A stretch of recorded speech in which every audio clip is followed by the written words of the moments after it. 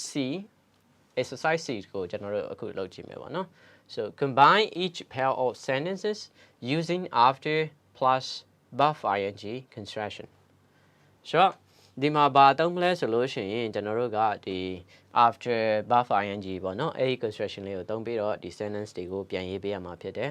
ဆိုတော့9မိနစ်အချိန်ပေးပါမယ်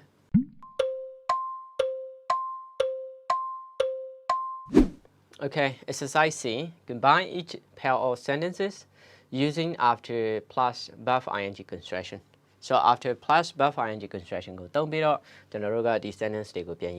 no? So number 1, the fisherman threw out the fishing net.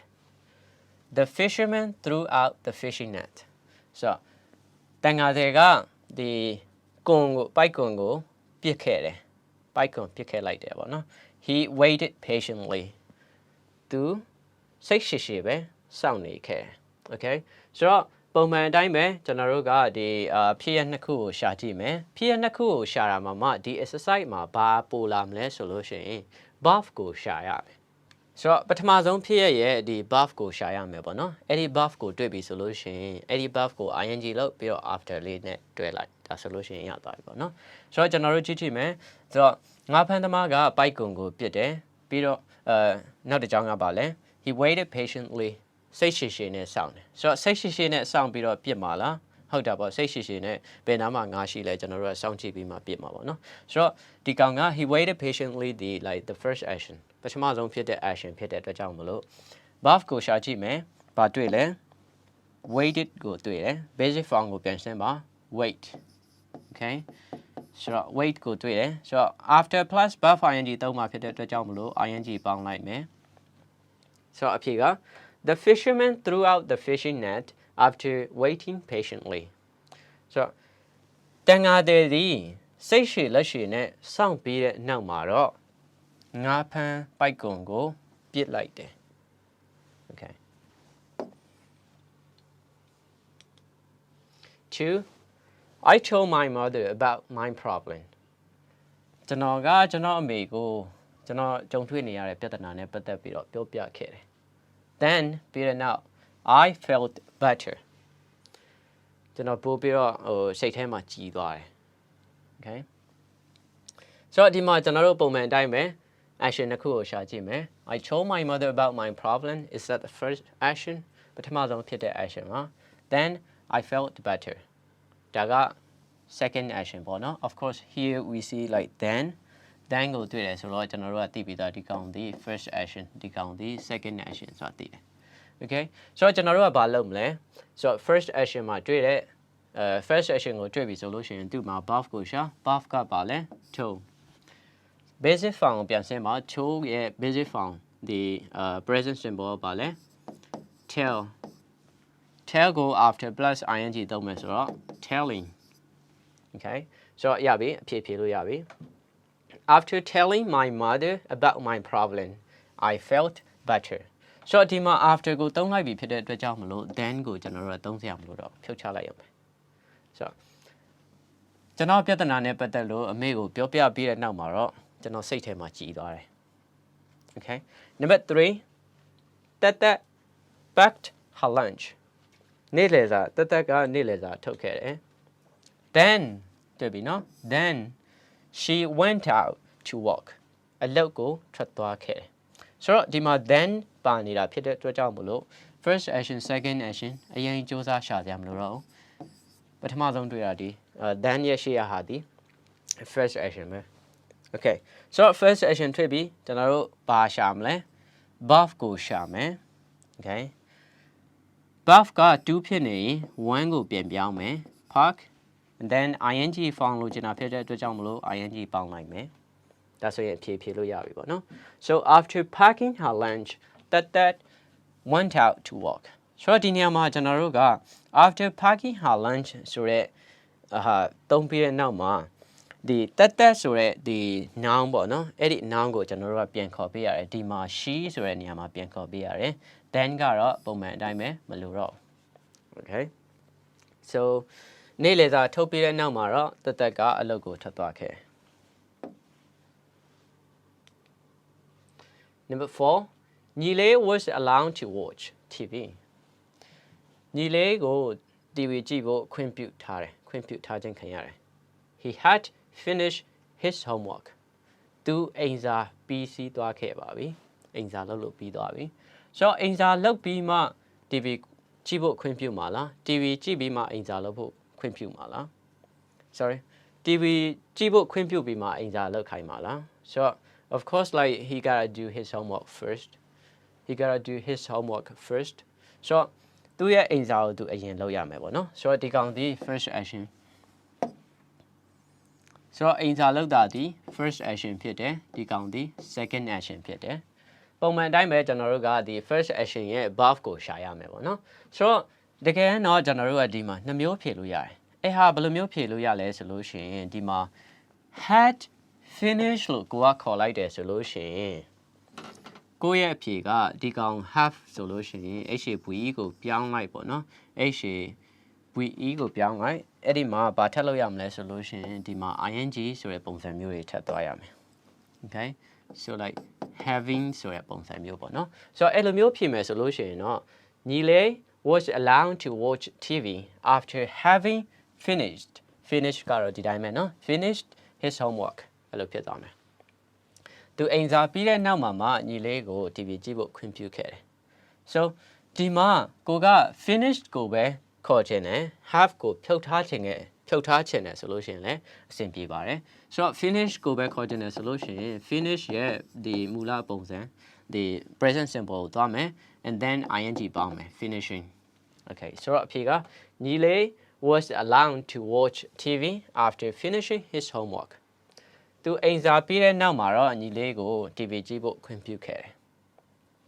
so let's go for number 5 Tuta revised all the lessons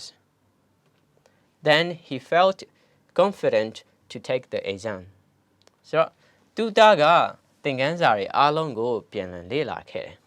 then ပြီးတဲ့နောက်မှာတော့ he felt confident to take the exam ဆောင်ဝဲဖြေဖို့ယုံကြည်ချက်ရှိသွားတယ် so then ပါတယ်ဖြစ်တဲ့အတွက်ကြောင့်မလို့ဒီဟာဒီ first action ဒီဟာဒီ second action okay ဆိုတော့ပုံမှန်တိုင်းပဲ first action တွေ့ပြီဆိုလို့ရှိရင် verb ကိုရှာမယ် revise တွေ့ရ present form ကိုပြန်ရှင်းမှာ revised okay ပုံမှန်ကတော့ e ပါတယ်ပေါ့နော် revised ဒါပေမဲ့လို့ ing မှာ spelling rules ရာဒီကောင်ဖြတ်လိုက်မယ် then ing ပေါင်းမယ် revising so after နဲ့တွဲပြီးတော့ဖြေလို့ရသွားပြီ after revising all the lessons သူတာကိုပြန်ခေါ်မယ် then ကိုဖြတ်မယ်ဒီနေရာမှာသူတာကိုပြန်ခေါ်မယ်ပေါ့နော်သူတာ felt confident to take the exam သင်ခန်းစာတွေအားလုံးကိုပြန်လေ့လာပြီးတဲ့နောက်မှာတော့သူတာကဆောင်ဝဲဖြေဖို့ယုံကြည်ချက်ရှိသွားပြီ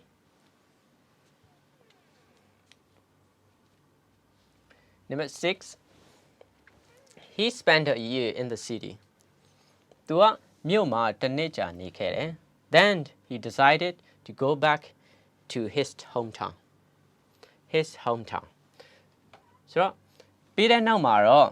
သူ့ရဲ့ဒီမွေးရမြေပေါ့နော်သူ့ရဲ့ hometown မွေးရမြေလေးကိုပြန်သွားဖို့ဆုံးဖြတ်ချက်ချခဲ့တယ်ဆိုတော့ဒီမှာကျွန်တော်တို့ဘာကိုတွေ့လဲ then ကိုတွေ့တယ်ဆိုတော့ first action second action ခွဲစရာမလိုဘူး okay so spent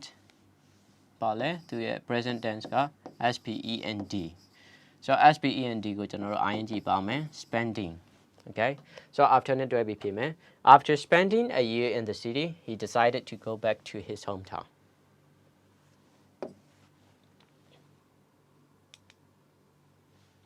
Seven, the speaker looked at the audience and then took a deep breath. Then he delivered his speech. The speaker, like,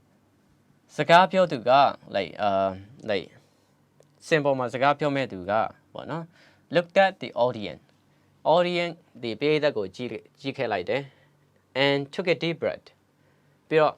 တက်ပြင်းပြင်းတစ်ချက်ရှူလိုက်တယ် then ပြီးတဲ့နောက် he delivered his speech သူ့ရဲ့ main ကုန်းကိုစပြောတယ်ဆိုတော့ဒီမှာကျွန်တော်တို့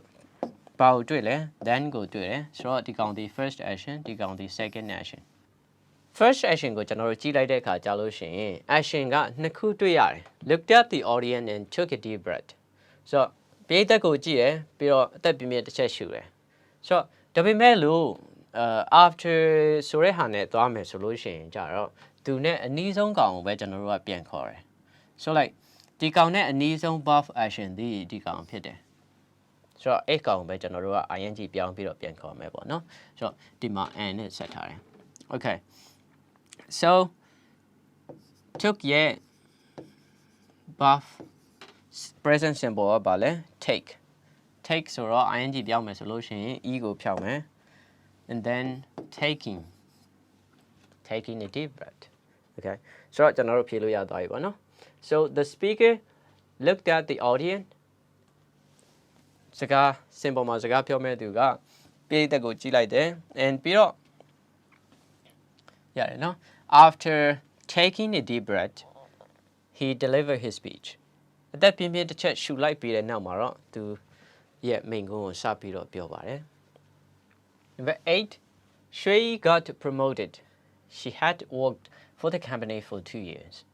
Phyoe ကရာထူးတိုးပေးခြင်းခံရတယ် she had worked for the company for 2 years ဆိုတော့company မှာ2နှစ်ကြာလုပ်ခဲ့တယ်ဆိုတော့ဒီမှာကျွန်တော်တို့first action second action ကျွန်တော်တို့ခွဲကြည့်မယ်ရာထူးတိုးပေးခြင်းခံရတာပထမလား no ဒီမှာ2နှစ်ကြာလုပ်တယ်ဆိုတာပထမပေါ့နော်ဆိုတော့ဒီမှာ first action and then this one is second action okay ဆိုတော့ဒီမှာကျွန်တော်တို့တွေ့ပြီဆိုလို့ရှိရင်ဒီကောင်ကိုကျွန်တော်တို့ပြောင်းမယ်ပေါ့နော်ဆိုတော့ first action တွေ့ပြီဆိုလို့ရှိရင်လုပ်နေကြအတိုင်းပဲ buff ကိုရှာမယ် have work လို့ရှာခြင်းလည်းရတယ်ဒါမှမဟုတ်လို့ရှိရင် work ဆိုတဲ့ဟာတစ်လုံးနဲ့ရှာခြင်းရတယ်ဆိုတော့ have had work လို့ပြောချင်တယ်ဆိုလို့ရှိရင်တော့ buff ကို ing ပြန်ပြောင်းတဲ့အခါမှာ having worked လို့ဖြစ်သွားမယ်ဒီနေရာမှာပေါ့နော် having worked လို့ဖြစ်သွားမယ် so after working နေရာမှာ okay so အဖြေက she got promoted after having worked for the company for 2 years အဲ့လိုဖြစ်သွားမယ်ဒါပေမဲ့ကိုက worked ဆိုတဲ့ဟာပဲသုံးမယ်ဆိုလို့ရှိရင် working လို့ပဲရွေးလိုက်အောင်မယ် okay so အဖြေဒီ she got promoted after working for the company for 2 years အဲ့လိုဖြစ်မယ် 9 he worked long hours in the cold so ဒီရာသီဥတုအေးထဲမှာပေါ့နော်နိုင်ရီအကြာကြီးသူအလုပ်လုပ်ခဲ့တယ် his hands were sore and cracked wait နာကျင်ကြိုက်ခဲနေပြီလို့ပြောတယ်ဆိုတော့သူ့ရဲ့လက်တွေနာကျင်ကြိုက်ခဲနေပြီ okay his hands were sore and cracked so သူ့ရဲ့လက်တွေနာကျင်ကြိုက်ခဲနေခဲ့တယ်ဆိုတော့ဒီမှာ first action second action ခွဲကြည့်မယ်အေးထဲမှာအရင်လှုပ်မှာလားလက်တွေအရင်နာမှာလား okay ရာသီဥတုအေးမှာအရင်လှုပ်ရမှာပေါ့ and then this one second action ဆိုတော့ကျွန်တော်တို့ဒီမှာ buff ကိုရှာကြည့်မယ် walked ဘာဖြစ်မလဲ walking after နဲ့တွဲမယ် after walking long hours in the cold his hands ဒီကောင်အသေးဖြစ်ရမယ်နော် his hands were sore and cracked. After walking long hours in the cold, his hands were sore and cracked. Okay. After walking long hours in the cold, his hands were sore and cracked. So, အေးထဲမှာနိုင်ရီအကြာကြီးအလုပ်ပြီးတဲ့နောက်မှာတော့သူ့ရဲ့လက်တွေကနာကျင်ကြိုက်ခဲနေခဲ့ပြီ Okay, number 10. I decided to take up the job. I started to worry about my decision. So, ဒီမှာ take up the job ဆိုလို့ရှိရင်ဒီအလုပ်ကိုလုပ်လိုက်ဖို့ပေါ့နော်အလုပ်လုပ်ဖို့ဆုံးဖြတ်ခဲ့တယ် I started to worry about my decision. ကျွန်တော်ရဲ့ဆုံးဖြတ်ချက်နဲ့ပတ်သက်လို့စပြီးတော့စိုးရိမ်လာခဲ့ဆိုတော့ဒီဆုံးဖြတ်ချက်အရင်ချမှာဖြစ်တဲ့အတွက်ကြောင့်မလို့ဒီဟာဒီ first action ဖြစ်တယ် and then this one second action ဆိုတော့ဒီမှာကျွန်တော်တို့ဒီ buff ကိုရှာကြည့်မယ် decided and then deciding လို့ဖြစ်သွားမယ် okay so after deciding to take up the job I started to worry about my decision ရတယ်နော်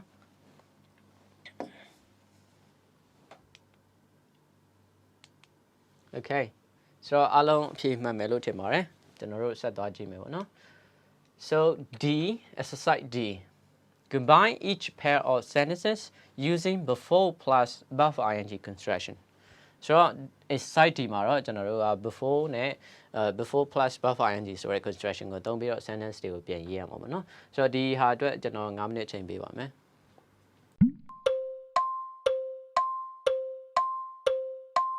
Okay, number 1. AA washed the vegetable. AA ကဟင်းသီးဟင်းရွက်တွေကိုဆေးကြောခဲ့တယ် She put them in the refrigerator. ရေခဲတစ်တာထဲမှာထည့်ခဲ့တယ်သူမအဲ့ဒီသူဆေးကြောပြီးသားဟင်းသီးဟင်းရွက်တွေကိုရေခဲတစ်တာထဲမှာထည့်ခဲ့တယ် Okay ဆိုတော့ဒီ after လေ့ကျင့်ခန်းမှာလို့မျိုးပဲကျွန်တော်တို့က first action second action အဲ့ကောင်ကိုခွဲကြည့်မယ် So ရေခဲတစ်တာတဲ့ကိုအရင်ဝယ်လာပြီးချင်းထည့်မှာလားဒါမှမဟုတ်လို့ရှိရင်ဆေးကြောပြီးမှထည့်မှာလား Okay ဆိုတော့ဆေးကြောမှာကအရင်ဆိုလို့ရှိရင်ကျွန်တော်တို့ကဒီကောင်ကို first action လို့မှတ်ထားမယ်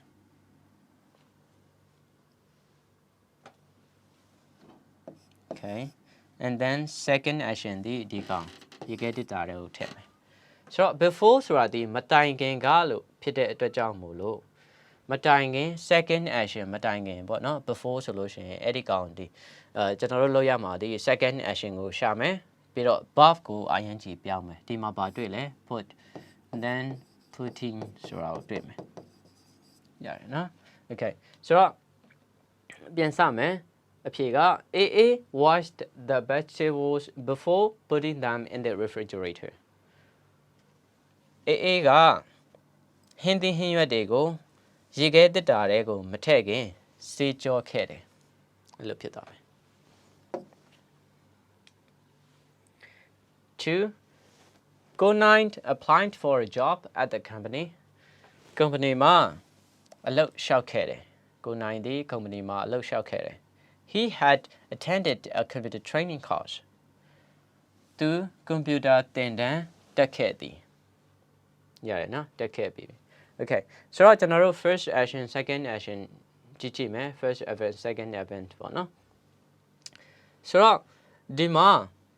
computer သင်တန်းအရင်တက်မှာလားအလုပ်အရင်လျှောက်မှာလား computer သင်တန်းအရင်တက်မယ်ဆိုတော့ဒီကောင်ဒီ first action ဒီကောင်ဒီ second action ဆိုတော့ဘာလုပ်ရမလဲ second action တွေ့ပြီဆိုလို့ရှိရင် second action ရဲ့ verb ကိုရှာမယ် applied for ဆိုတော့ applied ဆိုတော့ ing basic form ပြန်ပြောင်းမယ်ပြီးတော့ ing ပေါင်းလိုက်မယ် applying okay ဆိုတော့အဖြေက before applying for a job at the company Go9 had before applying for a job at the company Go9 had attended a computer training course company မှာအလုပ်မလျှောက်ခင် Go9 က computer သင်တန်းကိုတက်ခဲ့ပါတယ် okay 3. I had a cup of coffee. ကျွန်တော် coffee တစ်ခွက်တောက်ခဲ့တယ် I left for work this morning. ကျွန်တော်ဒီမနက်မှာအလုပ်ကိုထွက်ခဲ့တယ်အလုပ်မသွားခင် coffee တောက်မှာလား coffee သွားပြီးမှအလုပ်coffee တောက်ပြီးမှအလုပ်သွားမှာလား Okay ဆိုတော့ကျွန်တော်ကတော့ဒီမှာအလုပ်မသွားခင်ပေါ့နော်coffee တောက်မယ်လို့ပြောမယ်ဆိုတော့ဒီကောင်ဒီ coffee တောက်တာဒီ first action ဒီမှာ second action ဆိုတော့အဖြေက sorry second action တွေ့ပြီဆိုလို့ရှိရင် verb ကိုရှာမယ် left basic form ပြောင်းမယ် leave and then leave ing ပေါင်းမယ်ဆိုလို့ရှိရင် e ကပျောက်သွားမယ် leaving So before နဲ့တွဲလို့ရပြီပေါ့နော်ဆိုတော့အဖြေက I had a cup of coffee before leaving for work this morning ဒီမနက်ခင်အလုပ်မသွားခင်ကျွန်တော် coffee တစ်ခွက်တောက်ခဲ့တယ်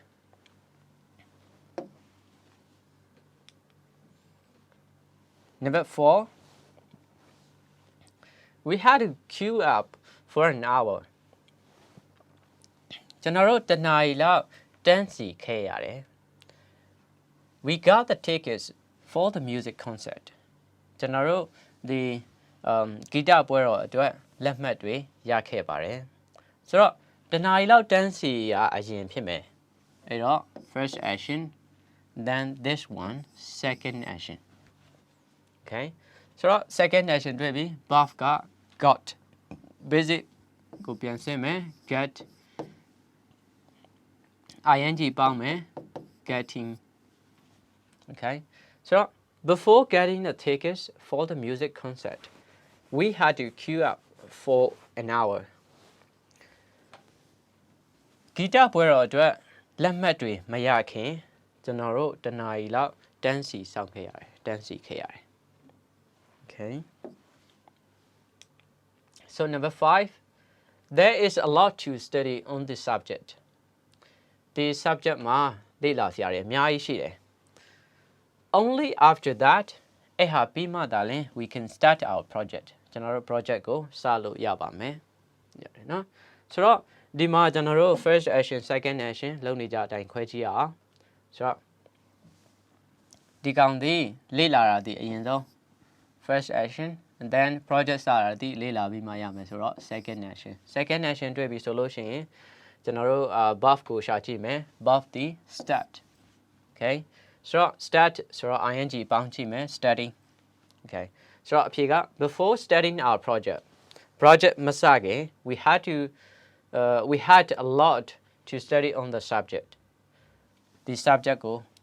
မှာလေ့လာစရာတွေအများကြီးရှိပါတယ်ကျွန်တော်တို့ project မစခင်ဒီ subject မှာဒီဘာသာရပ်မှာလေ့လာစရာတွေအများကြီးရှိပါတယ် 6 he ran the Yoma marathon Yoma marathon ပွဲမှာသူဝင်ပြေးခဲ့တယ် he had practiced for almost a year သူတစ်နှစ်ကြာလောက်လေ့ကျင့်ခဲ့ပါတယ်ဆိုတော့လေ့ကျင့်ပြီးမှပြိုင်မှာလားပြိုင်ပြီးမှလေ့ကျင့်မှာလားအရင်လေ့ကျင့်မှာပေါ့ဆိုတော့ first action and then second action okay ဆိုတော့ကျွန်တော်တို့ second action က buff ကိုရှာမယ် run buff 2ဖြစ်တယ် buff 1ကိုပြန်ပြောင်းမယ် run ing ပေါင်းမယ် running before running the Yoma marathon ပွဲမှာဝင်မပြေးခင်ဝင်မပြိုင်ခင် he had practiced for almost a year တစ်နှစ်ကြာနေပါလောက်လေ့ကျင့်ခဲ့ပါတယ် okay number 7 she went through her assignment again သူရဲ့ assignment ကိုပြန်ပြီးတော့ဒီလုပ်ခဲ့တယ်ပြန်စစ်ခဲ့တယ် she submitted it to the teacher ဒီမှာ assignment ကိုဆရာမစီတင်ခဲ့တယ်ဆိုတော့ဒီမှာ first action second action ကျွန်တော်တို့ခေါ်တဲ့အခါမှာပြန်စစ်ပြီးမှဆရာစီကိုတင်မှာဖြစ်တဲ့အတွက်ကြောင့်မလို့ဒီကောင်ဒီ first action ဖြစ်တယ်ဒီကောင်ဒီ second action ဖြစ်တယ်ဆိုတော့ second action ဆိုလို့ရှိရင်second action မှာကျွန်တော်တို့ buff ကိုရှာမယ် submitted ဆိုတဲ့ဟာကို present ပုံစံပြင်ပြောင်းမယ်ပြီးတော့ ing ပေါင်းမယ် so အဖြေက she went through her assignment again before submitting it to the teacher ဆရာစီကိုမတင်ခင်မှာဒီမရဲ့ဒီ assignment ကိုပြန်ပြီးတော့စစ်ခဲ့ 8 she had packed her suitcase ဒီမရဲ့ဒီ suitcase ကိုထုတ်ခဲ့ပေါ့နော် suitcase ထဲမှာအဝတ်စားလိုအပ်တာတွေထည့်တယ် had packed she went to the bus terminal so the bus gate ဒီ line ကိုတွားခဲ့တယ်ဆိုတော့ဒီမှာကျွန်တော်တို့ first action second action ကိုပြန်ရှာကြည့်မယ်ဆိုတော့အဝတ်စားအရင်ထည့်မယ်ပြီးမှ bus gate ကိုတွားမယ်အဲ့လိုမျိုးဆိုတဲ့အတွက်ကြောင့်မလို့ first action then this one second action ဆိုတော့ထုံးစံအတိုင်းပဲ second action တွေ့ပြီဆိုလို့ရှိရင် buff ကိုရှာမယ် wentရဲ့ကျွန်တော်တို့ဒီ present simple form go then ing ပေါင်းမယ်ဆိုတဲ့အတွက်ကြောင့်မလို့ going okay so တော့အဖြေကဘာဖြစ်မလဲ she had packed her suitcase before going to the bus terminal okay ရတယ်နော် 9 my father always takes physical exercise ကျွန်တော်အဖေကအမြဲတမ်းကာယလေ့ကျင့်ခန်းတွေလုပ်တယ် and then he has a bath သူရေချိုးတယ်ဆိုတော့ဒီမှာ and then ဆိုတာမျိုးပါတဲ့အတွက်ကြောင့်မလို့ကျွန်တော်တို့သိနိုင်တယ်ဒီကောင်ဒီ first action ဖြစ်တယ်ဒီကောင်ဒီ second action ဖြစ်တယ်နောက်တစ်ခုလေ့ကျင့်ခန်းလုပ်ပြီးမှရေချိုးတာမျိုးပဲရှိတဲ့အတွက်ကြောင့်မလို့ ဒီကောင်ဒီလိုမျိုးပဲပေါ့နော် action တစ်ခုကိုလွယ်ကူခွဲနိုင်တယ်ဆိုတော့ second action ရပြီဆိုလို့ရှိရင်လုပ်နေကြအတိုင်းပဲကျွန်တော်တို့ verb ရှာမယ် second action မှာပါတွေ့လဲ has ဆိုတဲ့ဟာတွေ့တယ် subject verb agreements အရာမို့လို့ဒါကျွန်တော်တို့က has ဖြစ်နေတယ်ဒါပေမဲ့ ing form ကိုပြောင်းမယ်ဆိုလို့ရှိရင်တော့အများအားဒီ simple present အများကိုပြန်ခေါ်ရတယ်ဆိုတော့ HAVE ဖြစ်မယ်ပေါ့နော် ing ပေါင်းမယ်ဆိုလို့ရှိရင် HAVE ing okay ဆိုတော့ before နဲ့ပေါင်းလိုက်မယ်ဆိုတော့အဖြေက my father always takes physical exercise before having a bath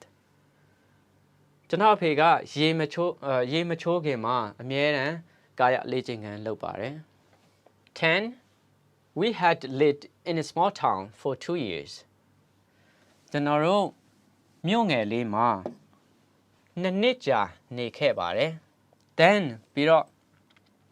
we moved to Yangon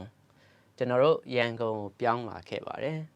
ဆိုတော့ဒီမှာ then ပါတယ်လွယ်လေးပဲ first action second action ခွဲတာဒီကောင်ဒီ first action ဒီကောင်ဒီ second action ဆိုတော့ second action ရပြီဒီကောင်ကို buff က moved ဆိုတော့ပြောင်းကြည့်မယ် move ကို basic form ပဲပြောင်း move and then ing ပေါင်းမယ် move ing moving okay ဆိုတော့အဖြေကဘာဖြစ်မလဲ we had lived in a small town for 2 years before moving to Yangon ကျွန်တော်တို့ရန်ကုန်ကိုပြောင်းမလာခင်မှာမြို့ငယ်လေးမှာနှစ်ကြာနေထိုင်ခဲ့ပါတယ်လို့ဖြစ်မယ်အဖြေကဆိုတော့ကျွန်တော်တို့ဒီနေ့လေ့လာခဲ့တာကတော့ unit 1 vocabulary နဲ့ grammar အပိုင်းကိုဖြစ်ပါတယ်ဆိုတော့ကျွန်တော်တို့ဒါ unit 2ကြာလို့ရှိရင်ပြန်ပြီးတော့ဆုံတွေ့ကြပါမယ်ဒီနေ့သင်ခန်းစာလေးကတော့ကျွန်တော်တို့ဒီလောက်ပါပဲနောက်သင်ခန်းစာမှာကျွန်တော်နဲ့အတူတူပြန်လည်သုံးသပ်ရပါမယ်ကျေးဇူးပါ